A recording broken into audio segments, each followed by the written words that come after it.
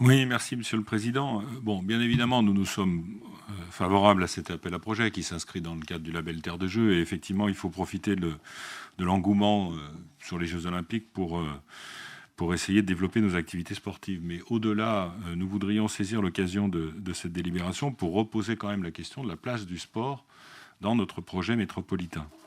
Nous avons voté en 2016 2 délibérations cadres, l'une sur la politique sportive et l'autre sur l'événementiel sportif. Nous étions alors une jeune métropole et vous vous en souvenez, Monsieur le Président, il y avait eu un premier travail qui avait été fait par les groupes qui avait conclu que c'était une première étape et qu'il conviendrait de reprendre un certain nombre de débats.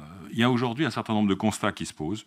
Le constat d'équipements vieillissants dans certaines disciplines, et je pense notamment aux piscines, qui était un des sujets sur lesquels les élus avaient dit oui, c'est vrai qu'il faudrait qu'on ait une réflexion là-dessus. On était en 2016. On a un certain nombre de piscines sur notre territoire qui vieillissent, qui sont en danger. Qu'est-ce que nous faisons? Quel peut être le rôle de la métropole? Le constat de la difficulté à accompagner certains clubs vers le haut niveau, football et rugby, on va dire que pour l'instant ça va bien, ok aussi, mais dans les 5 disciplines majeures, le volley, le hand, le basket, on s'aperçoit qu'on a eu des clubs, notamment sur le hand, qui ont connu des difficultés. Quelle est notre politique métropolitaine là-dessus? Est-ce que nous nous donnons les moyens d'accompagner ces clubs vers le haut niveau?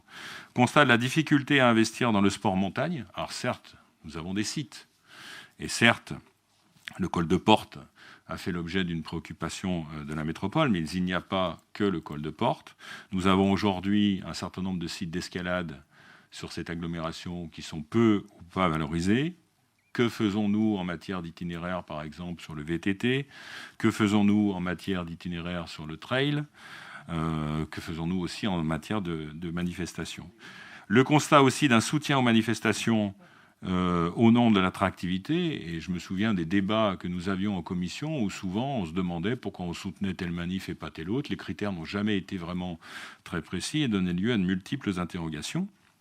Il faudrait que nous clarifions ces objectifs, et moi je constate, alors qu'il y a un engouement extrême de toutes les collectivités en France sur le sport santé, que notre métropole, qui devrait avoir un autre sens, qui devrait s'engager fortement sur cette question, n'est pas très présente. Et je veux l'exemple de tout ceci, qui est notre projet de territoire ou notre manifeste métropolitain que nous avions abordé dans l'ancien mandat, où il n'y a pas eu une seule mention, quasiment, du sport. Voilà. Donc le sport est un impensé de notre politique métropolitaine. C'était une thématique qui était jeune en 2016. On pourrait quand même s'appuyer sur le rapport du Conseil de développement qui avait fait l'état d'un certain nombre de préconisations et qui en avait fait notamment une, qui était d'avoir une évaluation annuelle de notre politique sportive pour voir les domaines dans lesquels il fallait progresser.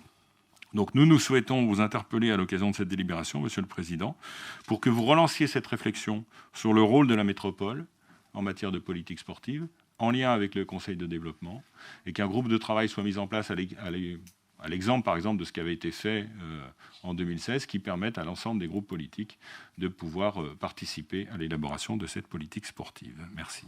Merci.